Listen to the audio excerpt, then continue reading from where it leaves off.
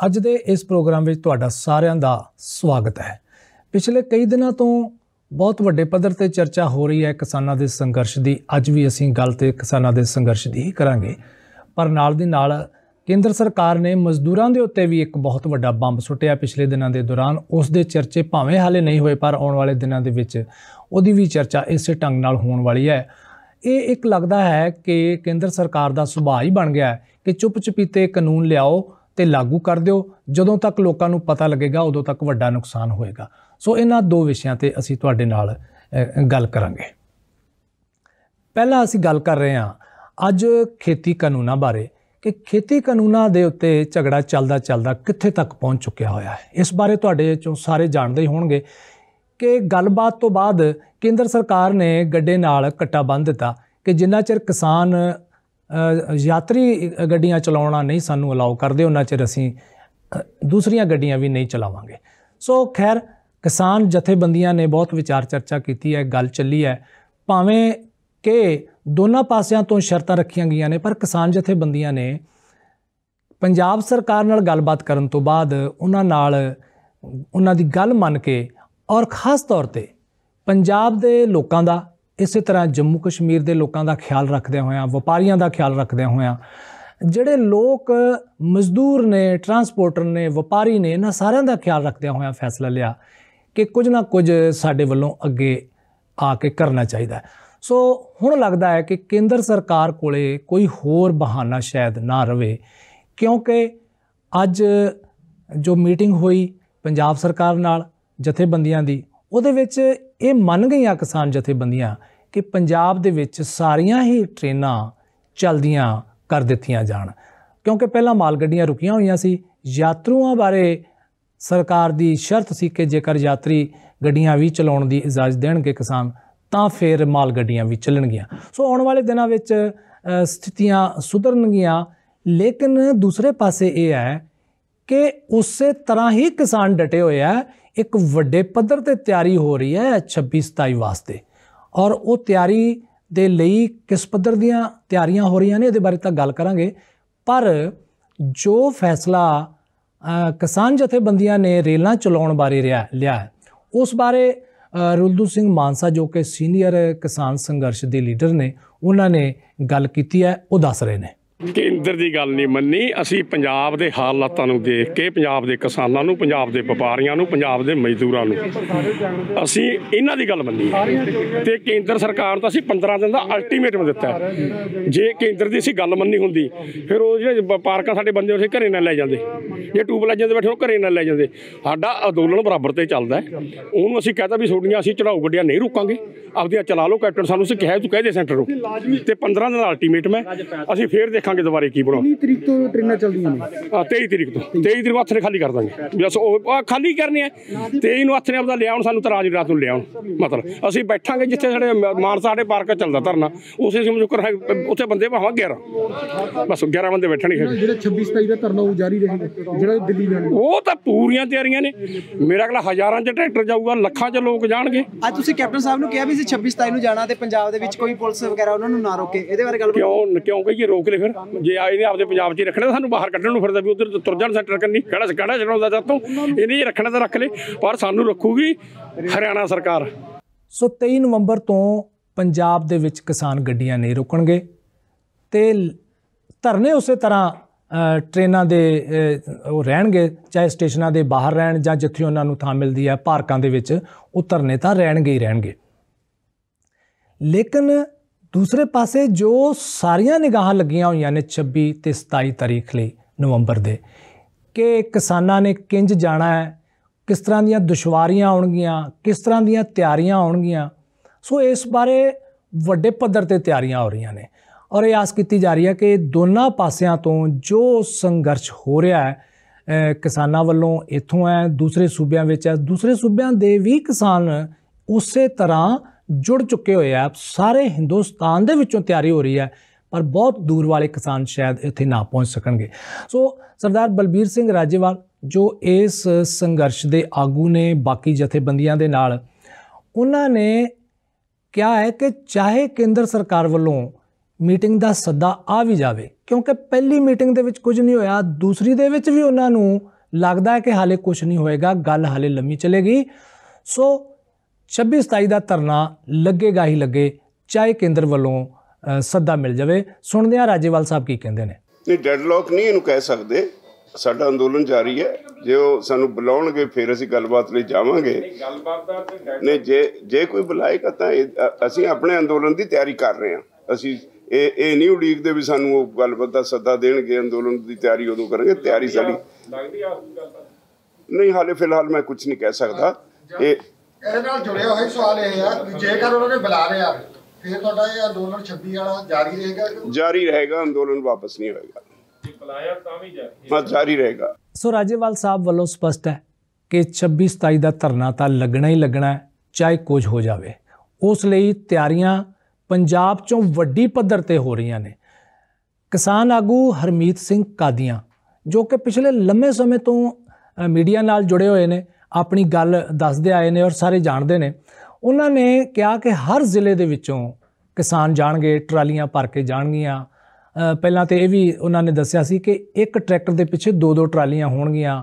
Ration ਜਿਹੜਾ ਉਹ 4-4 5-5 ਮਹੀਨੇ ਦਾ ਲੈ ਕੇ ਜਾਵਾਂਗੇ। ਭਾਵ ਕਿ ਚਾਰੇ ਪਾਸੇ ਤੋਂ ਕਿਸਾਨਾਂ ਨੇ ਤਿਆਰੀ ਕਰ ਲਈ ਹੋਈ ਹੈ ਤਾਂ ਕਿ ਇੱਕ ਵੱਡਾ ਸੰਘਰਸ਼ ਦਾ ਰੂਪ ਸਾਰਿਆਂ ਦੇ ਸਾਹਮਣੇ ਆਵੇ, ਸਰਕਾਰ ਦੇ ਉੱਤੇ ਪ੍ਰੈਸ਼ਰ ਪਵੇ ਕਿ ਸਰਕਾਰ ਖੇਤੀ ਕਾਨੂੰਨਾਂ ਨੂੰ ਵਾਪਸ ਲੈ ਲਵੇ। ਕਿਉਂਕਿ ਇੱਕੋ ਹੀ ਸ਼ਰਤ ਕਿਸਾਨਾਂ ਨੇ ਰੱਖੀ ਹੈ ਕਿ ਜਿੰਨਾ ਚਿਰ ਖੇਤੀ ਕਾਨੂੰਨ ਵਾਪਸ ਨਹੀਂ ਹੁੰਦੇ ਉਹਨਾਂ ਚਿਰ ਸੰਘਰਸ਼ ਵਾਪਸ ਨਹੀਂ ਹੁੰਦਾ। ਸੋ ਸੁਣਦੇ ਹਾਂ ਕਾਦੀਆਂ ਸਾਹਿਬ ਕੀ ਕਹਿੰਦੇ ਨੇ। ਸਾਰੇ ਭਾਰਤ ਦੀਆਂ ਜਥੇਬੰਦੀਆਂ ਤਕਰੀਬਨ 500 ਦੇ ਨੇੜੇ ਇਕਜੁੱਟ ਹੋ ਗਈਆਂ ਨੇ। ਉਹਨਾਂ ਨੇ ਦਿੱਲੀ ਚਲੋ ਦਾ ਨਾਅਰੇ ਦੇ ਅਧੀਨ ਤੇ ਤਿਆਰੀਆਂ ਚੱਲ ਰਹੀਆਂ ਨੇ। 26 ਤਰੀਕ ਨੂੰ ਦਿੱਲੀ ਦਾ ਘਿਰਾਓ ਕਰਨਾ। ਆਪਾਂ ਜਿਹੜੇ ਦੂਰ ਦੇ ਜ਼ਿਲ੍ਹੇ ਨੇ ਉਹ 24 ਨੂੰ, ਜਿਹੜੇ ਨੇੜੇ ਦੇ ਆ ਉਹ 25 ਨੂੰ। ਟਰੈਕਟਰ ਟਰਾਲੀਆਂ ਨਾਲ ਅਸੀਂ ਜਿਹੜਾ ਸਾਡਾ ਸਿੰਬਲ ਆ ਖੇਤੀ ਦਾ, ਉਹਨਾਂ ਦੇ ਉੱਤੇ ਸਾਡੇ ਟੈਂਕ ਬਣਦੇ ਆ, ਉਹਨਾਂ ਦੇ ਉੱਤੇ ਸਵਾਰ ਹੋ ਕੇ ਵੱਡੇ ਰੂਪ ਦੇ ਵਿੱਚ ਹਜ਼ਾਰਾਂ ਟਰੈਕਟਰ ਤੇ ਲੱਖਾਂ ਕਿਸਾਨ ਦਿੱਲੀ ਦਾ ਘਿਰਾਓ ਕਰੂਗਾ। ਪੰਜਾਬ ਦੇ ਵਿੱਚੋਂ ਹਰ ਜ਼ਿਲ੍ਹੇ ਦੇ ਵਿੱਚੋਂ, ਹਰ ਕਸਬੇ ਦੇ ਵਿੱਚੋਂ ਜਥੇ ਤੋਰੇ ਜਾਣਗੇ ਤੇ ਉਹਦਾ ਆਰਗੇਨਾਈਜੇਸ਼ਨ ਹੋ ਰਹੀ ਆ। ਪ੍ਰਬੰਧਕ ਢਾਂਚੇ ਨੂੰ ਤਿਆਰ ਕਰਕੇ ਜ਼ਿਲ੍ਹਿਆਂ ਨੂੰ ਅੱਜ ਅਲੱਗ-ਅਲੱਗ ਸੜਕਾਂ ਲਾਈਆਂ ਨੇ। ਤਕਰੀਬਨ ਆਪਾਂ ਨੇ ਪੰਜਾਬ ਨੂੰ ਮੋਟੀ ਦੀਆਂ 8 ਵੱਡੀਆਂ ਸੜਕਾਂ ਲੱਗਦੀਆਂ ਜਿਹੜੀਆਂ ਹਰਿਆਣੇ ਨੂੰ ਜਾਂਦੀਆਂ ਨੇ, ਤੇ ਜਿਹੜੇ ਜ਼ਿਲ੍ਹੇ ਨੂੰ ਜਿਹੜੀ ਸੜਕ ਨੇੜੇ ਲੱਗ ਪੈਂਦੀ ਆ ਉਸ ਦਿਨ ਆਪਣੇ ਦਿੱਲੀ ਦੇ ਵੱਲ ਨੂੰ ਕੂਚ ਕਰਨਗੇ। ਦਿੱਲੀ ਸਰਕਾਰ ਵੱਲੋਂ, ਕੇਂਦਰ ਵੱਲੋਂ ਜਿਹੜਾ ਲੋਕਡਾਊਨ ਦਿੱਲੀ ਦੇ ਵਿੱਚ ਲਾਇਆ ਜਾ ਰਿਹਾ ਤਾਂ ਕਿਸਾਨਾਂ ਨੂੰ ਰਸਤੇ ਦੇ ਵਿੱਚ ਰੋਕਿਆ ਗਿਆ, ਤਾਂ ਕਿਸਾਨ ਕੀ ਕਰਨਗੇ ਜੀ ਉਸ ਤੋਂ ਬਾਅਦ? ਜਦੋਂ ਬਿਹਾਰ ਦੀ ਇਲੈਕਸ਼ਨ ਸੀ ਉਦੋਂ ਲੋਕਡਾਊਨ ਖੁੱਲ੍ਹ ਗਿਆ ਤੇ ਜਦੋਂ ਅਸੀਂ ਆਪਣੇ ਅੰਦੋਲਨ ਕਰਦੇ ਆ ਉਦੋਂ ਲੋਕਡਾਊਨ ਲਾਤਾ। ਸੋ ਕਾਦੀਆਂ ਸਾਹਿਬ ਵੀ ਬਿਲਕੁਲ ਦ੍ਰਿੜ ਨੇ, ਇਸੇ ਤਰ੍ਹਾਂ ਬਾਕੀ ਕਿਸਾਨ ਦ੍ਰਿੜ ਨੇ ਕਿ 26-27 ਨੂੰ ਧਰਨਾ ਦੇਣਾ ਹੀ ਦੇਣਾ, ਦਿੱਲੀ ਨੂੰ ਘੇਰਨਾ ਹੀ ਘੇਰਨਾ ਹੈ, ਚਾਹੇ ਕੁਝ ਵੀ ਹੋ ਜਾਵੇ। ਲੇਕਿਨ ਇੱਥੇ ਸਾਡੇ ਮਨਾਂ ਦੇ ਵਿੱਚ ਇੱਕ ਗੱਲ ਆਉਂਦੀ ਹੈ, ਲੀਡਰਾਂ ਨੇ ਵੀ ਇਹ ਗੱਲ ਕਹੀ ਹੈ ਕਿ ਦਿੱਲੀ ਸਰਕਾਰ ਨੇ ਤਾਂ ਇਜਾਜ਼ਤ ਨਹੀਂ ਦਿੱਤੀ ਦਿੱਲੀ ਵਿੱਚ ਆਉਣ ਦੀ, ਤਾਂ ਫਿਰ ਕਿਸਾਨ ਕੀ ਕਰਨਗੇ।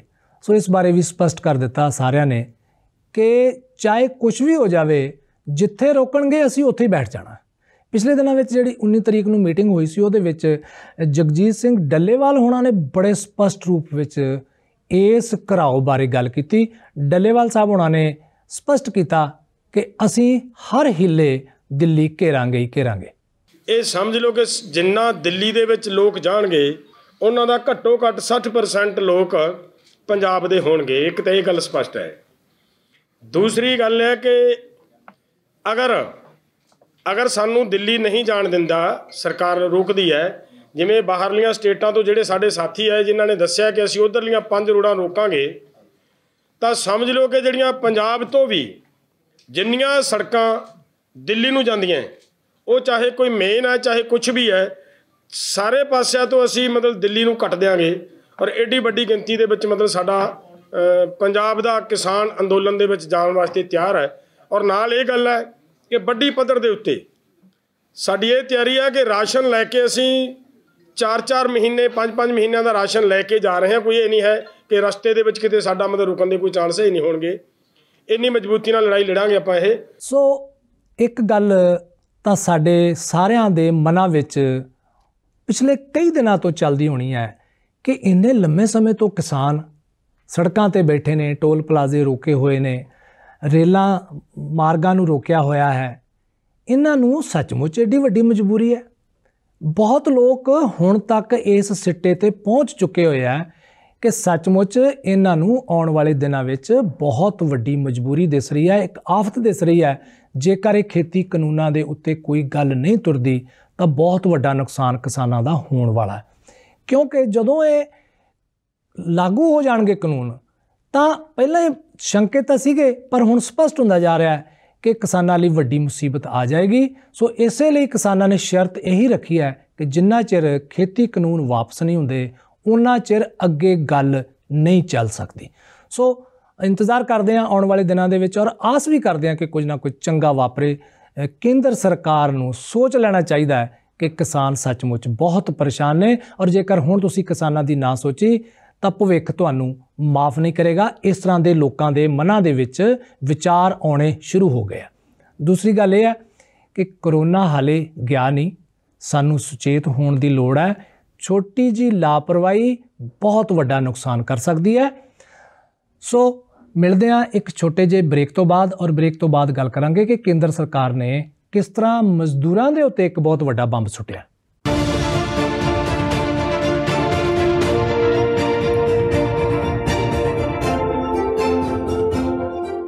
ਕੁਝ ਬਿੱਲ ਆਏ ਜਿਨ੍ਹਾਂ ਦੇ ਵਿੱਚ ਖੇਤੀ ਬਿੱਲ ਸੀ, ਉਹਦੇ ਵਿੱਚ ਪੁੱਛਿਆ ਨਹੀਂ ਗਿਆ ਕਿਸੇ ਨੂੰ ਵੀ, ਔਰ ਬਿੱਲ ਪਾਸ ਹੋ ਗਏ। ਪਹਿਲਾਂ ਆਰਡੀਨੈਂਸ ਬਣੇ, ਫਿਰ ਉਹ ਲੋਕ ਸਭਾ 'ਚ ਆਏ, ਫਿਰ ਰਾਜ ਸਭਾ 'ਚ ਪਾਸ ਹੋ ਗਏ, ਔਰ ਜਿਨ੍ਹਾਂ ਦਾ ਬਹੁਤ ਵਿਰੋਧ ਵੀ ਹੋ ਰਿਹਾ। ਵੱਡੇ ਪੱਧਰ 'ਤੇ ਕਿਸਾਨ ਸੜਕਾਂ 'ਤੇ ਨੇ, ਆਪਣਾ ਵਿਰੋਧ ਜਤਾ ਰਹੇ ਨੇ। ਇਸੇ ਦੌਰਾਨ ਕੁਝ ਹੋਰ ਬਿੱਲ ਵੀ ਆਏ ਜਿਹਦੇ ਵਿੱਚ ਪ੍ਰਦੂਸ਼ਣ ਨਾਲ ਸੰਬੰਧਿਤ ਸੀ, ਜਿਹਦੇ ਵਿੱਚ ਦੂਸਰੇ ਬਿੱਲ ਕੁਝ ਆਏ ਬਿਜਲੀ ਨਾਲ, ਲੇਕਿਨ ਚੁੱਪ ਚਪੀਤੇ ਮਜ਼ਦੂਰਾਂ ਵਾਸਤੇ ਵੀ ਕੁਝ ਕਾਨੂੰਨ ਆਏ, ਔਰ ਉਹ ਕਾਨੂੰਨ ਕਿਵੇਂ ਆ ਗਏ ਕਿਸੇ ਨੂੰ ਪਤਾ ਹੀ ਨਹੀਂ ਲੱਗਿਆ। ਮਜ਼ਦੂਰਾਂ ਦੇ ਵਿੱਚ ਵੀ ਬਹੁਤੀ ਗੱਲ ਨਹੀਂ ਚੱਲੀ, ਮਜ਼ਦੂਰ ਯੂਨੀਅਨ ਦੇ ਵਿੱਚ ਵੀ ਗੱਲ ਨਹੀਂ ਚੱਲੀ। ਇਹ ਕਾਨੂੰਨ ਕੀ ਨੇ, ਕਿਵੇਂ ਮਜ਼ਦੂਰਾਂ ਦੇ ਉੱਤੇ ਪ੍ਰਭਾਵ ਪਾਉਣਗੇ, ਇਹਦੇ ਲਈ ਅਸੀਂ ਡਾਕਟਰ ਕੇਸਰ ਸਿੰਘ ਭੰਗੂ ਹੋਣਾ ਨੂੰ ਸੱਦਾ ਦਿੱਤਾ। ਭੰਗੂ ਸਾਹਿਬ, ਅਸੀਂ ਤੁਹਾਨੂੰ ਜੀ ਆਇਆਂ ਕਹਿੰਦੇ ਹਾਂ ਇਸ ਪ੍ਰੋਗਰਾਮ ਦੇ ਵਿੱਚ। ਭੰਗੂ ਸਾਹਿਬ, ਇੱਥੇ ਪੰਜਾਬੀ ਯੂਨੀਵਰਸਿਟੀ ਪਟਿਆਲਾ ਦੇ ਵਿੱਚ ਬਹੁਤ ਹੀ ਜਾਣਿਆ ਪਛਾਣਿਆ ਨਾਮ ਹੈ, ਇਕਨੋਮਿਕਸ ਡਿਪਾਰਟਮੈਂਟ ਦੇ ਵਿੱਚ ਪ੍ਰੋਫੈਸਰ ਨੇ। ਭੰਗੂ ਸਾਹਿਬ, ਇਹ ਕਾਨੂੰਨ ਇੱਕਦਮ ਆ ਗਏ, ਮਜ਼ਦੂਰਾਂ ਦੇ ਉੱਤੇ ਕੀ ਪ੍ਰਭਾਵ ਇਹਨਾਂ ਨੇ ਪਾਉਣਾ? ਬੜਾ ਸਾਹਿਬ, ਤੁਸੀਂ ਜਿਹੜੀ ਗੱਲ ਕਹੀ ਹੈ ਇਹਦੀ ਥੋੜ੍ਹਾ ਜਿਹੜਾ ਪਿਛੋਕੜ 'ਚ ਜਾਣਾ ਪਏਗਾ। ਪਿਛੋਕੜ 'ਚ ਇਹ ਕਿ ਜਿਹੜੀ ਪਿਛਲੀ ਸਦੀ ਦੇ ਪਹਿਲੇ ਸਾਲਾਂ ਦੇ ਵਿੱਚ ਦੁਨੀਆ ਭਰ ਦੇ ਜਿਹੜੇ ਮਜ਼ਦੂਰਾਂ ਨੇ ਉਹਨਾਂ ਦਾ ਜਿਹੜਾ ਪੂੰਜੀਪਤੀਆਂ ਵੱਲੋਂ ਅਤੇ ਮਿੱਲ ਮਾਲਕਾਂ ਵੱਲੋਂ ਜਿਹੜਾ ਸ਼ੋਸ਼ਣ ਕੀਤਾ ਜਾਂਦਾ ਸੀ, ਉਹਨਾਂ ਦੀ ਲੁੱਟ ਖਸੁੱਟ ਕੀਤੀ ਜਾਂਦੀ ਸੀ ਜੀ, ਉਸ ਤੋਂ ਨਿਜਾਤ ਪਾਉਣ ਲਈ ਬਹੁਤ ਜੱਦੋ ਜਹਿਦ ਕੀਤੀ ਅਤੇ ਬਹੁਤ ਸੰਘਰਸ਼ ਕੀਤੇ ਦੁਨੀਆ ਭਰ ਦੇ ਵਿੱਚ। ਅਤੇ ਉਹਨਾਂ ਤੋਂ ਪਹਿਲੇ ਖਾਸ ਕਰਕੇ 1919 ਦੇ ਵਿੱਚ ਜਦੋਂ ਤੋਂ ILO ਇੰਟਰਨੈਸ਼ਨਲ ਲੇਬਰ ਆਰਗੇਨਾਈਜੇਸ਼ਨ ਜਿਹੜੀ ਬਣ ਗਈ, ਉਸ ਤੋਂ ਬਾਅਦ ਜਿੰਨੇ ਦੇਸ਼ਾਂ ਨੇ ਉਸ ਦੇ ਮੈਂਬਰ ਬਣੇ, ਉਹਨਾਂ ਨੇ ਮਜ਼ਦੂਰਾਂ ਦੀ ਹਰ ਤਰ੍ਹਾਂ ਦੀ ਸੁਰੱਖਿਆ ਲਈ ਜਿਹੜੇ ਆਪਣੇ ਆਪਣੇ ਦੇਸ਼ਾਂ ਦੇ ਵਿੱਚ ਕਾਨੂੰਨ ਪਾਸ ਕੀਤੇ। ਭਾਰਤ ਵੀ ILO ਦਾ ਮੈਂਬਰ ਹੈ ਅਤੇ ਭਾਰਤ ਨੇ ਵੀ ਬਹੁਤ ਸਾਰੇ ਜਿਹੜੇ ਕਾਨੂੰਨ ਨੇ 1919 ਤੋਂ ਬਾਅਦ ਜਿਹੜੇ ਪਾਸ ਕੀਤੇ, ਜਿਹਦੇ 'ਚ ਮੁੱਖ ਤੌਰ 'ਤੇ ਜੇ ਆਪਾਂ ਟ੍ਰੇਡ ਯੂਨੀਅਨ ਐਕਟ ਦੀ ਗੱਲ ਕਰ ਸਕਦੇ ਹਾਂ, ਇੰਡਸਟਰੀਅਲ ਡਿਸਪਿਊਟਸ ਐਕਟ 47 ਦੀ ਗੱਲ ਕਰਦੇ ਹਾਂ, ਵੇਜਿਸ ਦੇ ਜਿਹੜੇ ਐਕਟ ਨੇ, ਜਾਂ ਹੋਰ ਲਗਭਗ ਜਿਹੜੇ 44-45 ਐਕਟ ਇਸ ਤੋਂ ਬਾਅਦ ਆਏ ਜੀ। ਬਿਨਾਂ ਸ਼ੱਕ ILO ਦੀ ਫਾਰਮੇਸ਼ਨ ਤੋਂ ਬਾਅਦ, ਮਜ਼ਦੂਰਾਂ ਦੇ ਸੰਘਰਸ਼ ਤੋਂ ਬਾਅਦ ਇਹ ਗੱਲ ਜਿਹੜੀ ਕਲੀਅਰ ਹੋ ਗਈ ਕਿ ਉਹਨਾਂ ਕਾਨੂੰਨਾਂ ਨੇ ਜਿਹੜੀ ਲੋੜੀਂਦੀ ਸੁਰੱਖਿਆ ਹੈ ਹਰ ਕਿਸਮ ਦੀ, ਉਹ ਮਜ਼ਦੂਰ ਜਮਾਤ ਨੂੰ ਸਨਅਤਾਂ ਦੇ ਵਿੱਚ ਜਿਹੜੀ ਦਿੱਤੀ, ਪ੍ਰੋਵਾਈਡ ਕਰਵਾਈ। ਜਦੋਂ ਆਪਾਂ ਇਸ ਤੋਂ ਬਾਅਦ ਲੰਮੇ ਸਮੇਂ ਬਾਅਦ ਦੇਖਦੇ ਹਾਂ ਕਿ ਭਾਰਤ ਦੀ ਗੱਲ ਕਰਦੇ ਹਾਂ, ਤਾਂ ਭਾਰਤ ਸਰਕਾਰ ਨੇ 1969 ਦੇ ਵਿੱਚ ਪਹਿਲਾ ਜਿਹੜਾ ਲੇਬਰ ਕਮਿਸ਼ਨ ਬਣਾਇਆ। ਲੇਬਰ ਕਮਿਸ਼ਨ ਦੀਆਂ ਰਿਕਮੈਂਡੇਸ਼ਨਸ 'ਤੇ ਉਹਨਾਂ ਨੇ ਜਿਹੜੀ ਇੱਕ ਰੱਖੀ ਕਿ 300 ਮਜ਼ਦੂਰਾਂ ਦੀ ਇੱਕ ਕੰਡੀਸ਼ਨ ਰੱਖੀ ਕਿ 300 ਮਜ਼ਦੂਰ ਜਿਹੜੇ ਨੇ ਜਿਹੜੀ ਫੈਕਟਰੀ 'ਚ ਨੇ ਉਹਦੇ 'ਤੇ ਸਾਰੇ ਕਾਨੂੰਨ ਜਿਹੜੇ ਲਾਗੂ ਹੋਣਗੇ। ਪਰ ਹੌਲੀ ਹੌਲੀ 1982 ਦੇ ਵਿੱਚ ਆਪਣੇ ਦੇਸ਼ 'ਚ ਬੜੀ ਸਟ੍ਰਾਈਕ ਲੰਮੀ ਚੱਲੀ ਸੀ, ਬੰਬੇ ਟੈਕਸਟਾਈਲ ਸਟ੍ਰਾਈਕ ਦੇ ਨਾਂ 'ਤੇ ਮਸ਼ਹੂਰ ਹੈ। ਅਤੇ ਉਦੋਂ ਕੁਛ ਜਿਹੜੇ ਲੇਬਰ ਲੀਡਰ ਨੇ ਉਹ ਵੀ ਪੋਲੀਟਿਕਸ 'ਚ ਆ ਗਏ ਸੀ।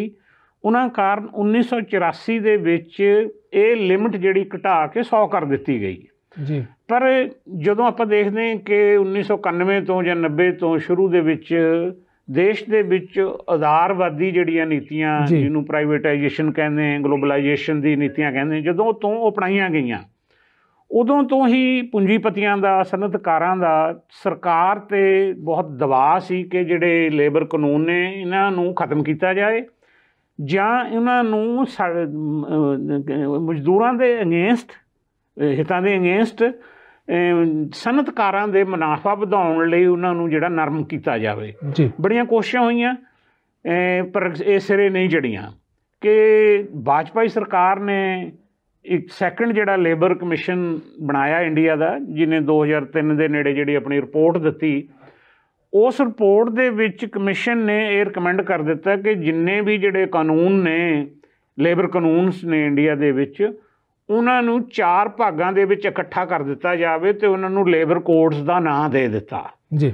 ਤੇ ਇਹ ਗੱਲ ਚੱਲਦੀ ਰਹੀ ਪਰ ਨਹੀਂ ਹੋਇਆ।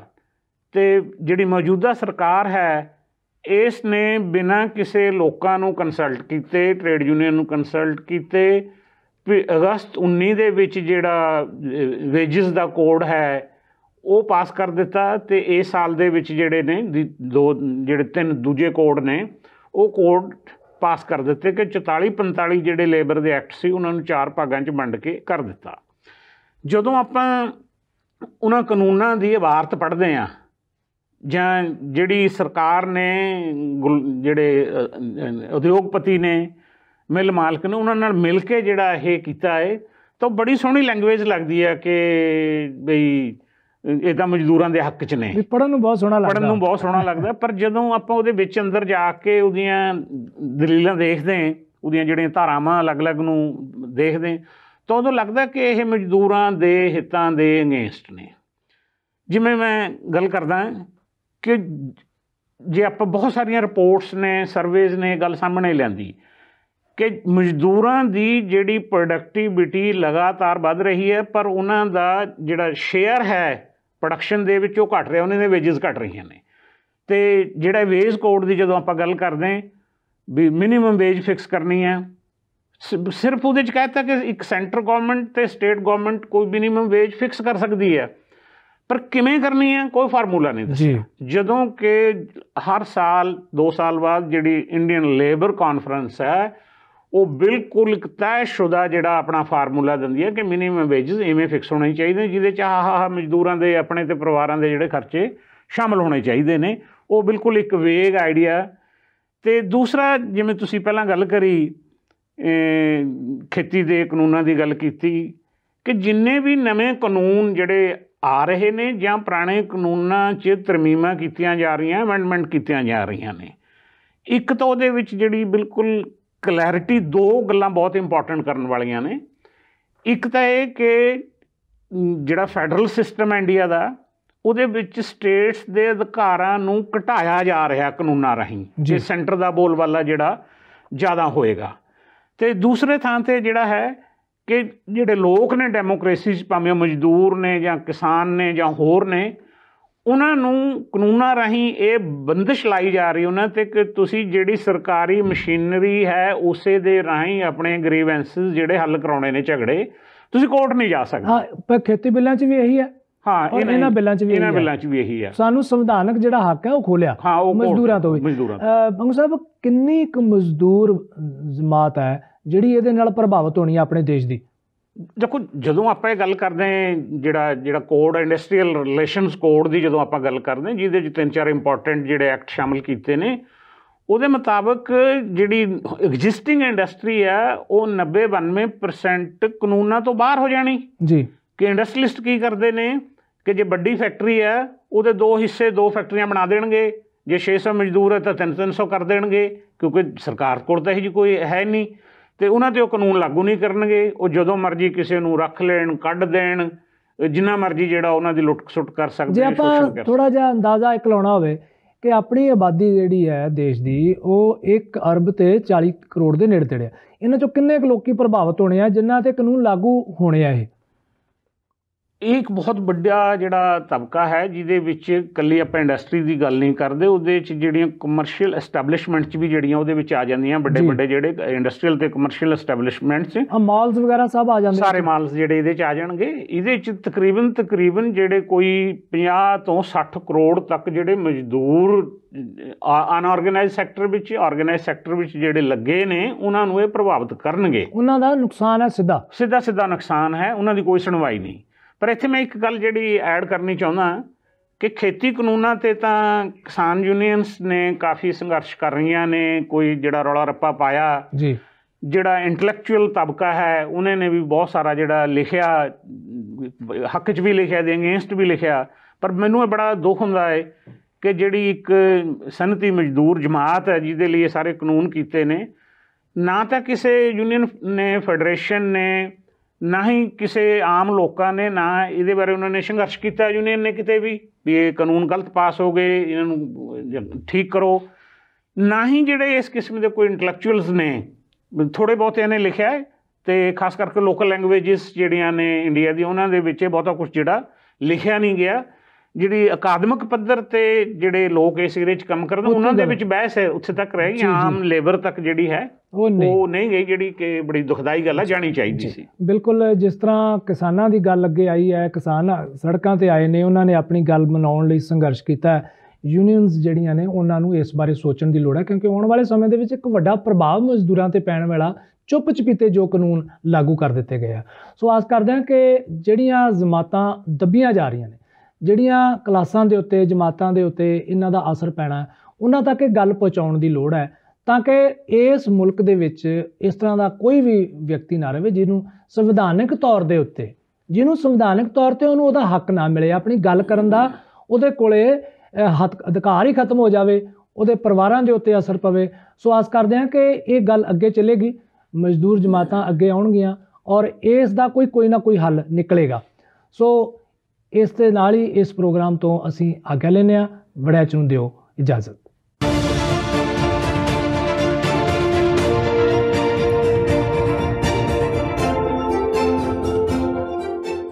ਹੁਣ ਤੁਸੀਂ ਦੇਖ ਸਕਦੇ ਹੋ ਗਲੋਬਲ ਪੰਜਾਬ ਟੀਵੀ ਨੂੰ ਡਾਊਨਲੋਡ ਕਰੋ ਸਾਡੀ ਐਪ ਐਂਡਰੋਇਡ ਜਾਂ iOS ਤੇ ਫ੍ਰੀ ਵਿੱਚ, roku ਅਤੇ Amazon Fire TV ਤੇ ਜਾਂ Apple TV ਤੇ। ਨਾਲ ਹੀ ਦੇਖ ਸਕਦੇ ਹੋ ਲਾਈਵ ਸਟ੍ਰੀਮਿੰਗ www.globalpunjabtv.com ਤੇ।